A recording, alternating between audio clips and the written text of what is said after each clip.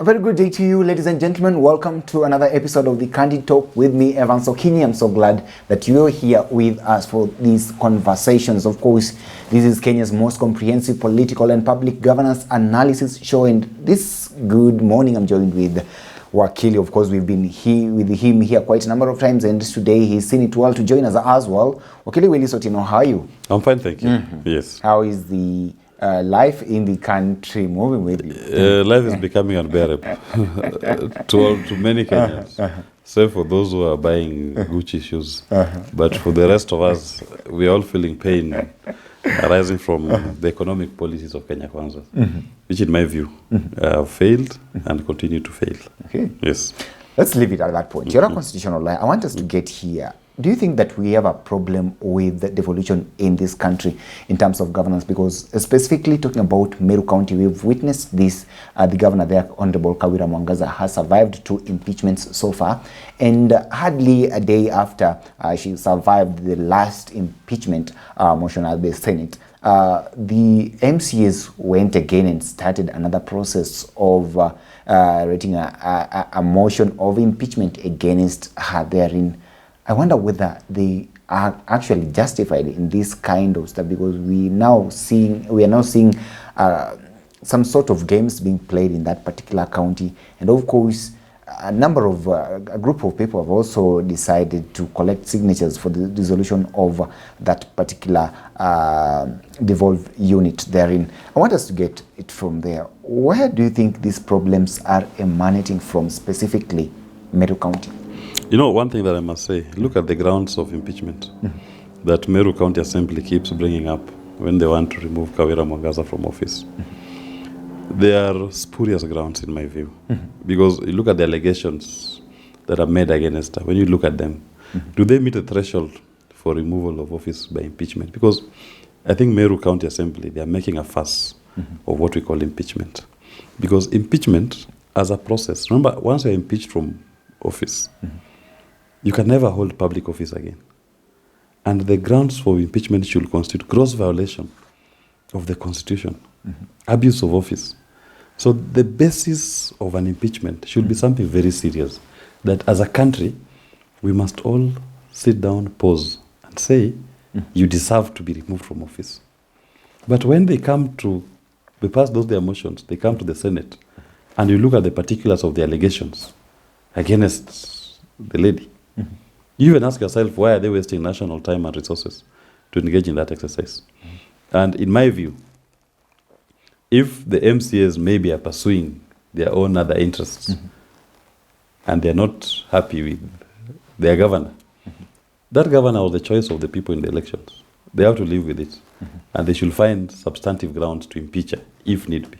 Not the kind of things they've treated us to in the last 2 incidents, where it's more of a continuation of political rhetorics. And you saw those songs that were being sung in Meru being played in the Senate that are very gross connotations of what needs to be done to the governor. Okay. I mean, we should not take the nation through that kind of spectacle. Those they can do in the village during their political circus to entertain the monarchy. But it raises an important question, that if a county assembly is unable to function or to work with the county executive, Definitely. then the ultimate loser is the people. So the people of Meru are now exposed to a governance disconnect between the assembly and the executive. And I support the initiative that if the two cannot find a balance, then let the county be dissolved and a fresh election will be called. And let the governor, the MCAs all go home. Let the people of Meru elect a cohesive team that will be able to work to ensure that the promise of devolution is actualized. And when we say that is able to work together, we don't mean that now the assembly loses its authority to oversight. No. You can work together when you do now what is called substantive oversight. Okay. Right, of the executive. But it cannot be that any serious allegation, or minute allegation, someone has been fired, someone has been suspended, he runs to the county assembly that was suspended from holding a county office. Now the result, we impeach the governor. I mean, there are so many processes of dealing with the suspension from office. You can apply to the Public Service Commission, can go to the Employment and Labor Relations Court, with the right of appeal all the way to the Supreme Court, depending on the nature of the case. Why can that now be a matter to stop the county of Meru from functioning because someone claims he was suspended or he's been in office earning a salary and he's not being paid? I mean, he's not doing any work and he's under salary for 6 months.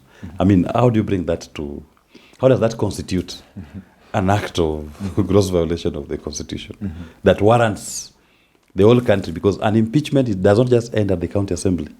It will require the entire country, the senators from all the 47 counties sitting down and saying, whatever this governor has done is such a serious act. It's a gross violation of our Constitution, an abuse of our office as a governor, that we all as Kenyans now say, we agree with what the assembly has done, will let us impeach this person. But so far what they bring, it's laughable. Okay. Yes. The governor is talking of political witch hunt coming from a section of leaders from that particular region. I wonder how true those assertions are. Could it be possible? Based on the posturing, of course, there is some truthful in that assertion. You saw the clip of Mpuri Aburi that was being played in the Senate and the things he was saying. You saw what the deputy governor... Clips of which the MP denied. He denied it, but I mean the clips, what he was saying. He's not denying the rally took place and he's not denying there was a campaign against the governor. Our deputy, you've seen what even him has been doing in the county, right? So there's the politics part of it.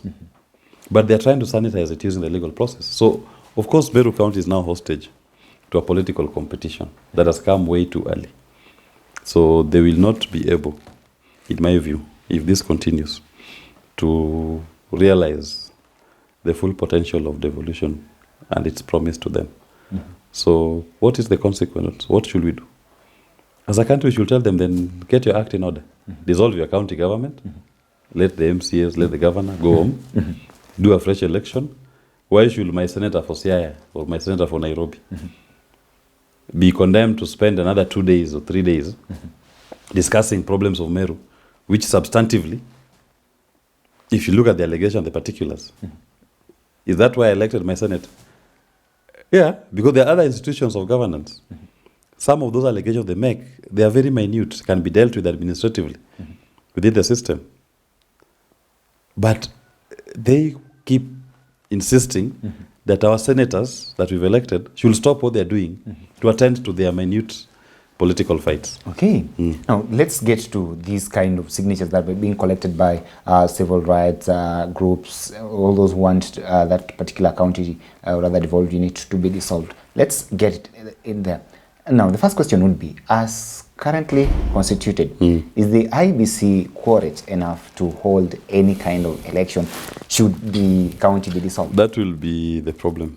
That if the signatures are collected and we don't have commissioners of the IBC, how will it function? Yeah, no. I mean, it speaks not just to Meru County. It speaks to the country at large. There are some wards in the country, and I think 1 or 2 members of parliament. One member, I think, has died. So there are vacancies. And IBC by law is meant to conduct a by-election within 60 days of a vacancy occurring. Those 60 days have lapsed. So we have Kenyans here who are paying taxes without representation. It's a canon principle of democratic governance that there is no taxation without representation. Now, if I don't have a representative because we've not been given an opportunity to elect, why should I pay taxes? Okay. So the bipartisan talks should even have prioritized, in my view. Even as they discuss everything else, they should have concluded that IBC component and sent it to Parliament or whatever place. We conclude that process. Because, God forbid, if there's need to hold a serious national election here today, we don't have a commission. It's a crisis. That should be priority number 1. Let's finish that part. Then now MCAs, the Meru MCAs and their problems can be resolved through that commission. in terms of the impeachment process, I mean the resolution process. Once they collect the signatures, send it to IBC, they verify, recommendation to president, and you dissolve. Yeah. So currently we are talking of the IBC not being queried. It's not that it doesn't exist. The commission doesn't okay, exist. talk of it does not exist. So is it possible to dissolve the county? It is possible to initiate the process. Initiate it's the a process. process. So they've initiated the process. So legally, the process initiated is legal. It's okay. But at some point in the middle, you are going to get into a legal headwind. In the sense that, how will the signatures be verified? Because it's only the IBC that can verify the signatures before the recommendation is made for dissolution. Yes. So it's not possible. If I say, if you want to do it today or tomorrow, it's not possible. You can initiate, wait for the commissioners to come, then hopefully the verification will be done, and the next step with the president and the national and the Senate. Yes. So unless the IBC is reconstituted properly, then none of that can actually. As it is, there's no commission. We only have the secretariat. The commission does not exist. It's a commission. A commission is constituted by the commissioners. So there are no commissioners in IBC. That's why they can't even hold by elections. Okay. So let's wait for what will actually happen to the leadership and entire government of Meru County therein. But we do hope that they find an amicable solution before then. Well, ladies and gentlemen, allow me to stop this conversation at this particular moment. At least if you're not aware of what is taking place therein and the possibilities, at least you're aware of what to expect with regards to what is taking place in Meru County. Allow me to stop this conversation at this particular moment, but always remember to keep it here at the Candy Talk. Remember, we'll be keeping you updated with everything taking place here. I'll always be glad to bring in a number of guests, as well as Wakili. He has been with us, and we do promise that there isn't future. He'll be with us here almost on a weekly basis, Wakili.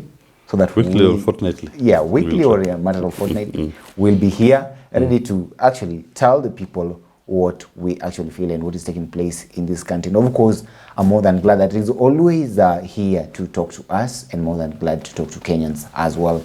Allow me to stop here till we have this conversation again. Have yourself a lovely day. My name is Evans Okini.